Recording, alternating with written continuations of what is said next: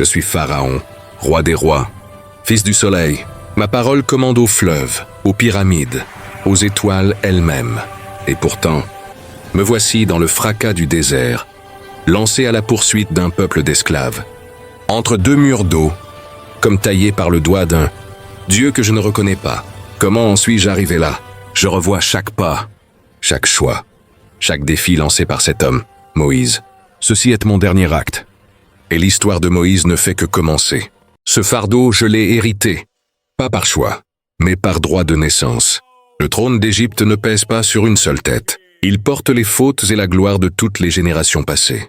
Mon père, lui-même fils de Pharaon, avait pris une décision très claire. Tout garçon qui naîtra chez les Hébreux, vous le jetterez dans le fleuve. Exode 1, 22. Une absurdité, dites-vous. Non, c'était une mesure de sécurité. Leur nombre grandissait chaque jour. Trop vite, trop nombreux, trop unis. Leurs cantiques et leurs traditions. Leur sabbat et leur Dieu.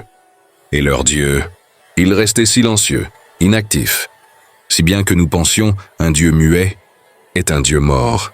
Et pourtant, ce Dieu-là a laissé vivre un enfant, un bébé que l'on aurait dû noyer, mais une main tremblante. Une mère qui n'a pas pu se résoudre à l'abandonner, a glissé son petit corps dans une corbeille de roseaux. Elle l'a laissé dériver sur le Nil. Et le fleuve ne l'a pas englouti. Non, il l'a porté, bercé jusqu'à mes jardins. Et ma cousine, ma propre cousine, fille du palais, princesse fière et imprudente, elle l'a pris dans ses bras. Elle l'a regardé et son cœur a cédé. Elle savait. Elle avait deviné que c'était un bébé hébreu. Exode 2:6. Et pourtant, elle l'a gardé. Lui, un enfant d'esclave, est devenu un prince de notre maison. Il jouait dans la même cour que nos fils. Il apprenait aux pieds de nos scribes. Il mordait dans le pain des temples, buvait notre vin, portait nos vêtements de lin et de soie. Il priait, nos dieux. Ou du moins, il l'a fait un temps. Je le regardais. Il marchait droit, comme un noble. Parlait avec assurance. Du moins quand son bégaiement le laissait. Et je pensais, celui-là sera utile. Un intermédiaire entre nos peuples. Un médiateur, un hébreu élevé à l'égyptienne. Une main tendue. Entre nos deux mondes. Un hébreu, oui. Mais le sang de l'Égypte coulait dans son style, sa démarche, son autorité. Moïse, et pourtant, c'est lui qui m'a trahi. Ce jour-là, il n'était pas en costume royal. Il s'était glissé dans les quartiers hébreux, là où le fouet parlait plus que les mots, où la poussière pesait plus que l'or. Personne ne l'a vu arriver. Mais il les a vus, lui. Un Égyptien brutal qui frappait un esclave déjà à genoux. Moïse s'est avancé. Lentement, silencieusement. Il a regardé à gauche, puis à droite. Il croyait être seul. Et soudain, le prince est devenu prédateur. Il l'a saisi, l'a terrassé. Le souffle de l'Égyptien a cessé, mort, étendu dans le sable. Moïse a enterré le corps dans le sable, comme on cache un secret dans les cendres, mais aucun crime ne reste caché longtemps. Pas sous le soleil brûlant d'Égypte. Un prince de ma maison. Brisé pour un seul esclave. Il n'était pas qu'un meurtrier. C'était une honte vivante. Moi, Pharaon, j'avais nourri un serpent dans mon sein, l'ombre d'un peuple que nous avions juré d'écraser. Savait-il ce que cela signifiait? Il avait levé sa main contre un Égyptien, contre l'ordre, contre moi. Alors j'ai parlé. Un décret, qu'on le saisisse. Qu'il meure. Je voulais sa tête. Moi-même je l'aurais jugé. Qu'il vienne nier son sang. Mais il avait déjà fui. Dans la nuit, ce prince assassin s'est échappé. Comme un chien battu. Il n'avait rien. Plus de maison, plus de statue. Je le croyais mort. Dévoré par l'aridité du désert. Je l'avais effacé de ma mémoire comme une mouche sur mon trône. Et lui, où est-il allé, ce Moïse que je croyais fort et fidèle? Pas vers quelque royaume, pas vers une grande cité, mais dans le désert, comme un homme qui cherche un sens au-delà des murs, au-delà des dieux d'Égypte. Là-bas, sous la morsure du soleil, entre les rochers brûlants, il n'avait ni trône, ni nom, ni couronne. Juste la poussière sous ses pieds et le poids de son crime sur ses épaules. Mais une chose, je ne pouvais pas imaginer. Que ce fugitif, ce traître sans toit deviendrait un jour. Le nom que tout l'Égypte craindrait. Qu'au fond du désert, dans l'oubli et la poussière, quelqu'un, ou quelque chose, l'attendait. Car on ne se défait pas si facilement d'un homme choisi par un Dieu invisible. Ce jour-là, les serviteurs me dirent, « 2 hommes attendent à la porte. L'un s'appelle Aaron, l'autre Moïse. » J'ai tourné ma tête, les sourcils froncés. Avant de continuer, je vous invite à vous abonner à la chaîne pour ne manquer aucune histoire biblique racontée avec profondeur et émotion. Aimez cette vidéo. Chaque like aide ce message à toucher d'autres cœurs. Écrivez en commentaire ce que cette histoire vous a appris aujourd'hui. Moïse, celui que nous pensions mort dans le désert, il était revenu.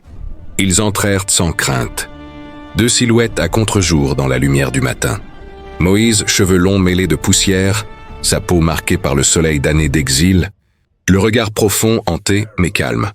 Il tenait un bâton, mais sa voix tremblait. Ce n'était pas l'homme que j'avais vu fuir dans sa jeunesse.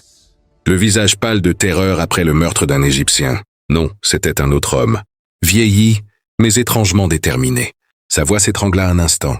Puis Aaron prit le relais, grande, digne, le regard sûr. Sa voix, tel un ruisseau limpide, portait les mots avec autorité.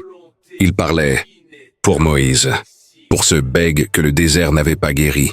Et voilà donc ce que m'envoyait le Dieu des esclaves. Un vieil homme à la langue lourde, accompagné de son frère, comme s'il osait me parler par l'intermédiaire d'un interprète. Moi, le fils de Ra, celui dont le nom est inscrit dans les pierres du « Il est que les peuplades craignent », il osait me défier. Au nom d'un « buisson ». Oui, il murmurait qu'un buisson l'avait appelé. Un buisson, en feu, et que ce feu ne se consumait pas. Il était fou. Il avait trop parlé au vent du désert, ou bien trop écouté les brebis. Mais il était venu pour quoi exactement? Ah oui, faire fuir tous ceux qui bâtissaient mes pyramides, libérer une main-d'œuvre entière, parce qu'un Dieu invisible l'exigeait. Pas moyen de les libérer? Exode 5:2. Non seulement je refusais, mais je doublais leur peine. Ces Hébreux allaient devoir faire leurs briques sans la paille fournie, qu'ils apprennent la discipline et le respect, que ce Moïse comprenne qu'il ne peut parler de liberté dans mes murs. L'Égypte n'obéit pas aux voies du désert, elle obéit au sceptre. Il avait certes réussi à faire avaler mes serpents par son bâton, mais que n'ai-je jamais vu? Mes magiciens étaient incapables d'en faire autant. Avant de tourner les talons, Aaron parla encore. Il annonça des signes, des prodiges, Exode 5:3. Et là, pour la première fois, j'eus l'impression qu'ils ne jouaient plus. Et puis, ils partirent, l'un traînant son bâton, l'autre levant les yeux vers le ciel. Ce jour-là, je ris. Moi, Pharaon, moi, descendant de Ré, incarnation vivante d'Horus. Mon trône, mes temples, mes scribes, tout l'univers me rendait adoration. Mais bientôt, les rires s'arrêtèrent, des plaies arrivèrent, et mon royaume commença à sentir la peur. Cette peur a commencé avec le Nil, l'orgueil de notre royaume, notre force, notre vie. Du jour au lendemain, ces eaux devinrent comme le sang, épaisses, sombres, suffocantes. Les poissons mourraient, les pêcheurs vomissaient, le peuple criait. Nos magiciens firent de même, oui. Mais que valait leur écho face à l'ampleur du fléau? Alors j'ai résisté. Je me suis durci. Puis elles arrivèrent. Des millions de grenouilles surgis du fleuve, envahissant tout. Les chambres des nobles, le pain des pauvres, les lits, les marmites, les temples. L'Égypte étouffait dans ce croassement incessant. Ce Dieu voulait ma soumission. Mais même là, je résistais. Des poux, des moustiques, puis des mouches. Des essaims noirs comme la nuit, piquants comme des lances. Elles couvraient hommes et bêtes, entraient dans les yeux, les narines, la bouche. Mon esprit hurlait « Cède, cède !» Mais devant mon peuple, je n'étais pas un homme, j'étais un Dieu. Alors, je résistais. Mon peuple mourait, mais moi je restais debout, orgueilleux. Puis, une plaie invisible frappa nos troupeaux, les bœufs, les chevaux, les chèvres. Moururent un à un. Les étables, silencieuses. Le sol d'Égypte, parsemé de carcasses. Mais à chaque rapport, je demandais « Israël ?» Et on me répondait « Leur bétail vit toujours. » Et malgré cette différence, je résistais. Puis, le ciel se déchira, la grêle. Jamais les cieux n'avaient craché pareil chaos. Elle brisait les arbres, éventrait les maisons. Des flammes accompagnaient les blocs de glace. Un feu venu du ciel. Et sitôt après, les ténèbres, épaisses comme la suie, aucun flambeau ne les perçait. 3 jours. 3 nuits, sans un rayon de lumière. Étais-je vraiment fils de soleil? J'en tremblais, mais la peur n'a jamais suffi à briser un cœur endurci. Alors, je résistais. Mais tout ceci prit fin une nuit. C'était cette nuit-là, la nuit où l'Égypte tout entière s'est arrêtée de respirer. Pas un bruit dans les palais, pas même le ruissellement des fontaines. Les serviteurs étaient figés, le peuple hébété, et moi, je courais. Je courais à travers les colonnes, le cœur battant d'une peur que je ne comprenais pas, jusqu'à ce que j'ouvre les portes de ses appartements. Je le vis, il ne criait pas, il ne gémissait pas. Mon fils, mon unique héritier, le prince d'Égypte, était là, étendu, silencieux, léthargique. Je me suis approché, j'ai posé ma main sur son front, d'un froid que même les déserts n'ont jamais connu sous mes pas. Mon fils, toi qui devais régner après moi, toi qui étais la couronne de ma vieillesse. Pourquoi ai-je résisté si longtemps? Pourquoi ai-je fermé mon cœur alors que 9 plaies auraient dû m'ouvrir les yeux? Ce fut la seule nuit où je me suis senti homme. Simplement homme. Ni divine, ni invincible, ni souverain, juste un père impuissant. Qu'ils partent, ai-je hurlé. Qu'ils partent tous. Moïse, Aaron, les enfants, les troupeaux, tous. Qu'ils partent avant que ma colère ne tue ce qui reste encore vivant. J'ai goûté aux larmes du jugement. Pas le jugement des dieux de pierre, mais celui du Dieu vivant. Celui que Moïse prétendait servir. Et j'ai vu qu'il parlait, lui, et que la mort lui obéissait. Qu'il parte, qu'il m'ôte cette douleur, et qu'il l'emporte avec lui. Le deuil n'est pas une couleur ici.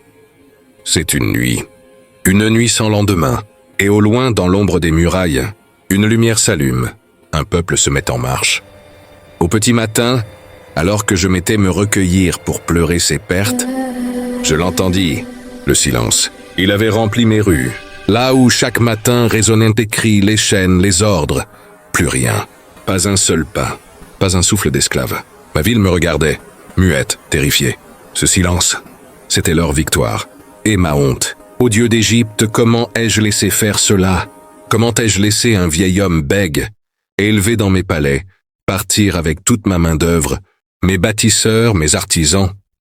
Que deviendraient mes pyramides, l'Égypte sans ses esclaves? Non, ce n'était pas une négociation. C'était une défaite, une farce, un berger, disant parler au nom d'un Dieu inconnu, celui qui a frappé mes terres de plaies, volé mes récoltes, humilié mes prêtres, et touché jusqu'à mon fils, mon héritier. Et moi, le fils du soleil, je les ai laissés partir? Assez! Qu'on m'apporte les commandants, qu'on rassemble les officiers des chars, qu'on prépare les chevaux, toutes les unités. Ce n'est pas un peuple libre.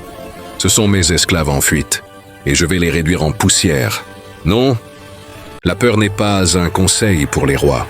Ma clémence fut une erreur. La dernière, je voulais les voir pleurer, revenir enchaînés ou mourir. Je ne les poursuivais pas par vengeance, mais pour restaurer mon nom, mon autorité, ma divinité. Ces enfants d'Israël, ils n'ont pas compris. On ne se moque pas de Pharaon. Ce désert qu'ils pensaient traverser librement deviendra leur tombeau, et moi j'y inscrirai leur fin, lettre après lettre, dans le sable. Qu'ils mènent leur peuple, oui. Qu'ils chantent au désert leur soi-disant liberté, qu'ils élèvent la voix vers cette éternelle. Moi, je suis celui qu'ils craindront. Je suis Pharaon, le vivant, fils de Ré. Ma main n'est jamais vide, mais Dieu m'accompagne. Et ce Dieu des buissons, de quel feu parle-t-il quand le mien brûle déjà le sol sur lequel il fuit? Exode 14:8. Ce qu'ils ont pris, je le reprendrai. Ce qu'ils croient libre, je le briserai. Et s'ils pensent que cet Éternel peut les sauver de ma colère, alors qu'il vienne lui-même me faire face. Dès que nous sommes entrés dans le désert, on a remarqué, le vent s'est levé, pas un souffle ordinaire. Non, un vent venu d'un autre monde. Mais on s'est entêté. Les bourrasques tournaient comme des chevaux déchaînés, fendant l'air et le sable. Et là, devant moi, l'impossible s'était ouvert. Un chemin fendu. Une vallée creusée dans l'océan. À ma gauche, un mur d'eau, lourd, cristallin. Silencieux comme la guerre qui couve. À ma droite, le même abîme suspendu menaçant de s'abattre à tout instant. Et au milieu, ces fuyards, ces Hébreux, c'est moins que rien, marchaient sans armes, comme sur un secret. Des vieillards aux bébés, tous passaient, leurs pieds frappant le fond marin devenu route. Je les voyais, et je les haïssais. Comment avaient-ils osé me défier? Comment ce Moïse prince brisé, banni de mes palais, avait-il pu convoquer un pouvoir qui humiliait les dieux d'Égypte? Et maintenant, mes armées, j'étais Pharaon, fils des dieux et Dieu lui-même, et je n'allais pas les laisser partir. J'ai levé la main. Mes généraux n'ont pas douté. Les chars se sont lancés à ma voix.